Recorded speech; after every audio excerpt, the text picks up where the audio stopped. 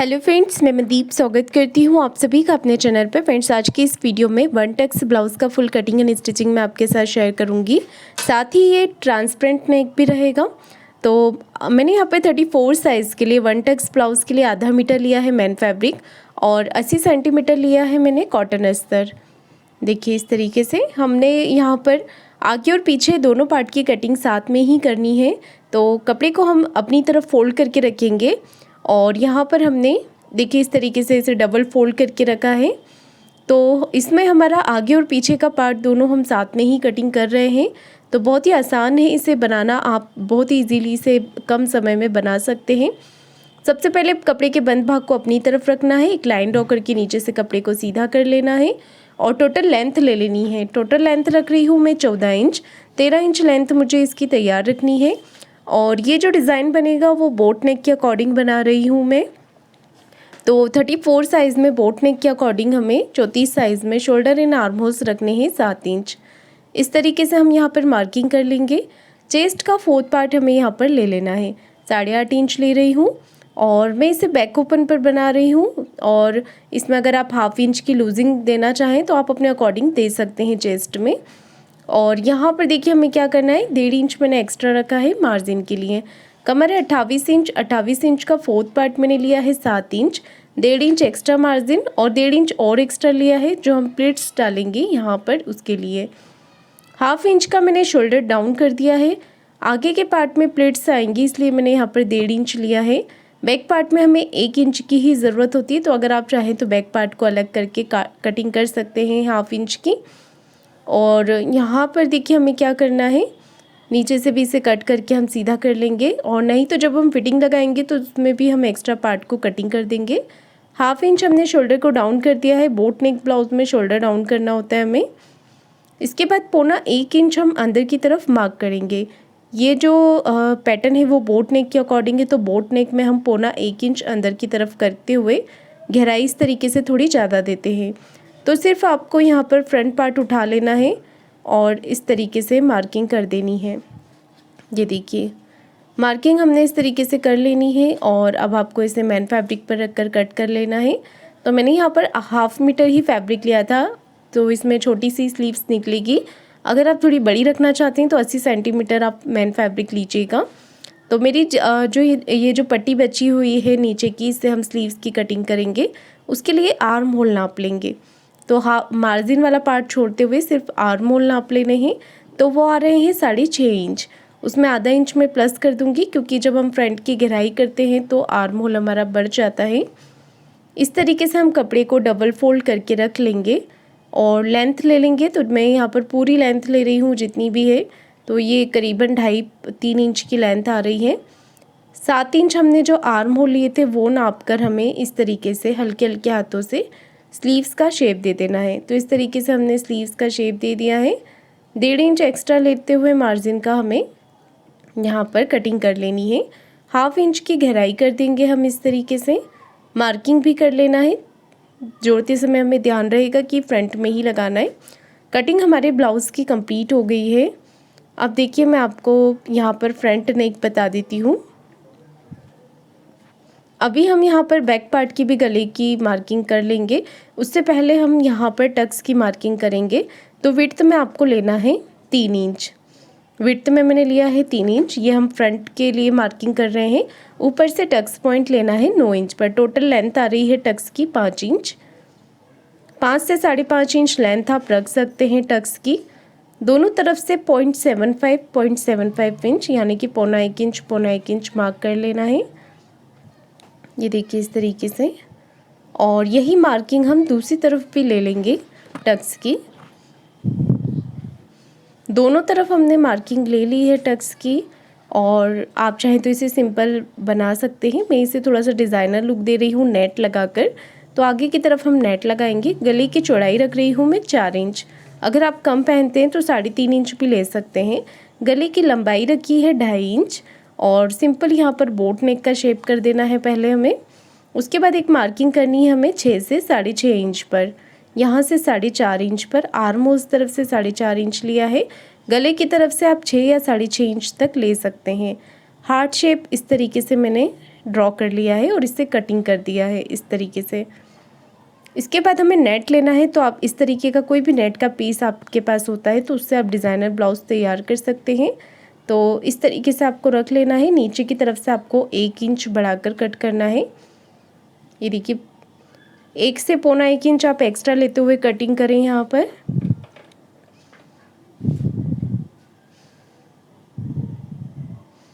तो मैंने यहाँ पर गोल्डन कलर का नेट यूज़ किया है। अगर आपके पास सेम ब्लैक होता है या फिर सेम कलर का होता है तो वो भी आप ले सकते हैं। तो इस तरीके से ट्रांसपेरेंट नेक जो हम बनाएंगे वो बहुत ही अच्छा लुक देगा ब्लाउज़ को।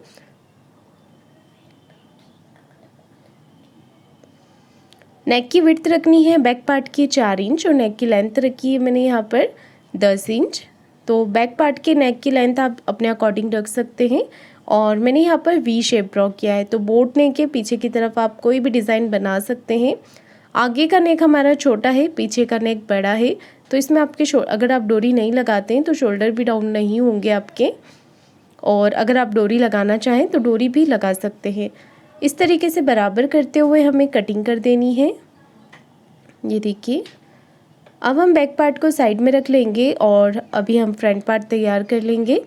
फ्रंट पार्ट को हमें सीधा रखना है और इस तरीके से हम इसे रखेंगे।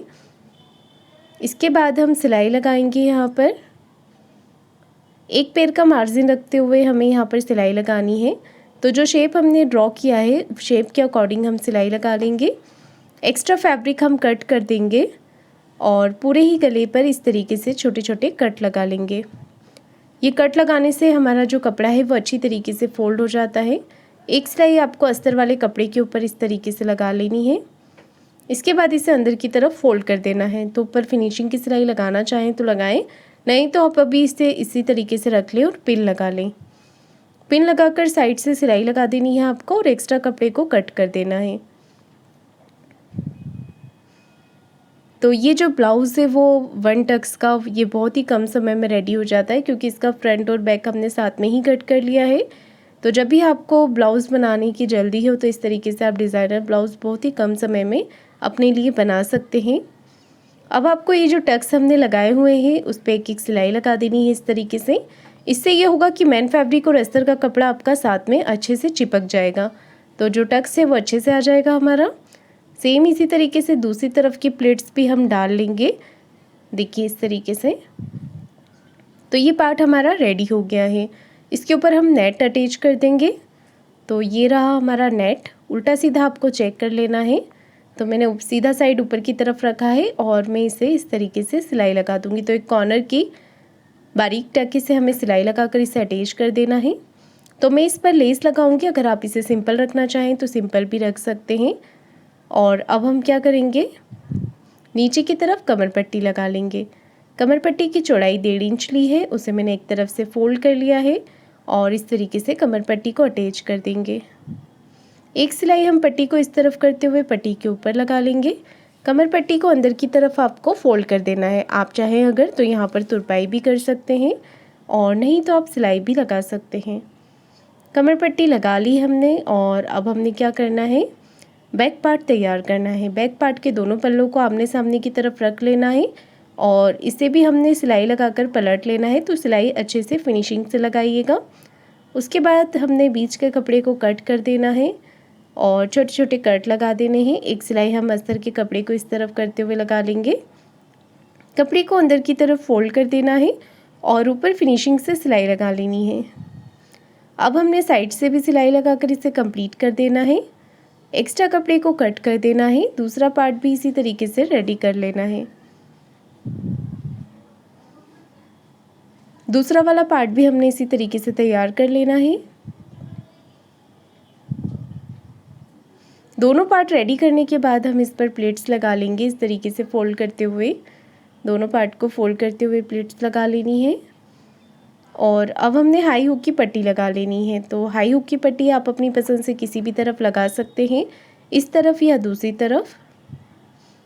तो देख सकते हैं आप मैंने यहाँ पर किस तरीके से मैं लगा रही हूँ। इसी तरीके से आपको भी लगानी होती है, फिनिशिंग से लगती है।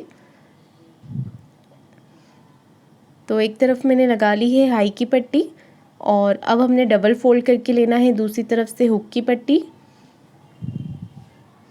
ये देखिए हाई हुक की पट्टी हमने लगा ली है। बराबर करके चेक कर लेना है, कहीं से कोई पार्ट आपका बड़ा छोटा तो नहीं हो रहा है। कमर पट्टी भी लगा ली है। अब आपको स्लीव्स को फोल्ड कर देना है। तो मैंने यहाँ पर किनारी थी तो इसे मैंने सिंगल ही फोल्ड कर दिया है। और देखिए मैंने बैक पार्ट पर लेस भी लगा ली है। तो लेस लगाने से इसका जो लुक है वो और भी अच्छा आ रहा है। तो अब मैंने यहाँ पर भी लेस लगा ली है इस तरीके से।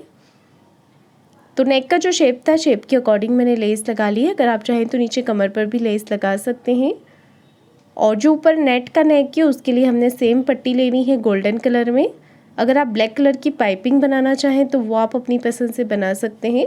मैंने यहाँ पर ये फैब्रिक लिया है चमकीला वाला और इसी से मैं ऊपर गले की फिनिशिंग कर रही हूँ। पट्टी जो ली है मैंने 1.25 इंच की ली है चौड़ाई में और ये मैंने उरेप में कट की हुई है तिरछी पट्टी।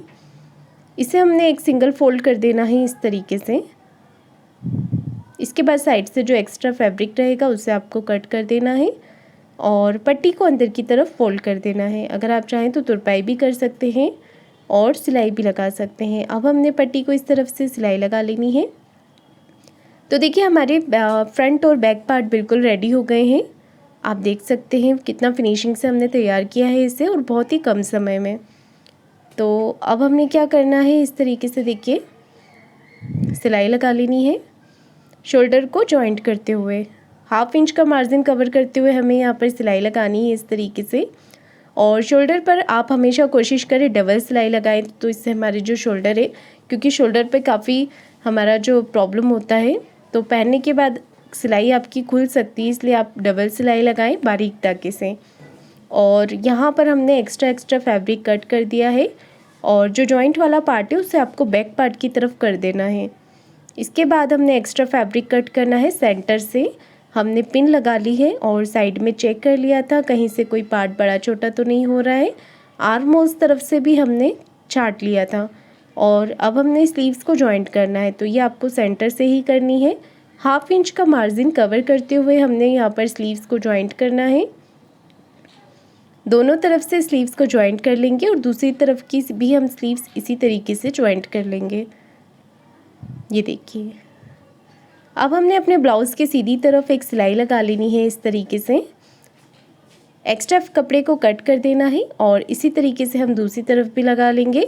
ये सिलाई आपको स्लीव्स के जॉइंट से जॉइंट मिलाते हुए लगानी है, ठीक है। तो यहाँ पर हमने सीधी सिलाई लगा ली है। अब हम अपने ब्लाउज़ को उल्टा कर लेंगे मैन फिटिंग लगाने के लिए। एक तरफ की बता रही हूँ, दूसरी तरफ की भी आपको इसी तरीके से लगानी है। सबसे पहले तो हम एक सिलाई इस तरफ कॉर्नर पे लगा लेंगे, फिर सेंटर में मार्क करेंगे। चेस्ट और वेस्ट का 4th पार्ट ले लेना है हमें।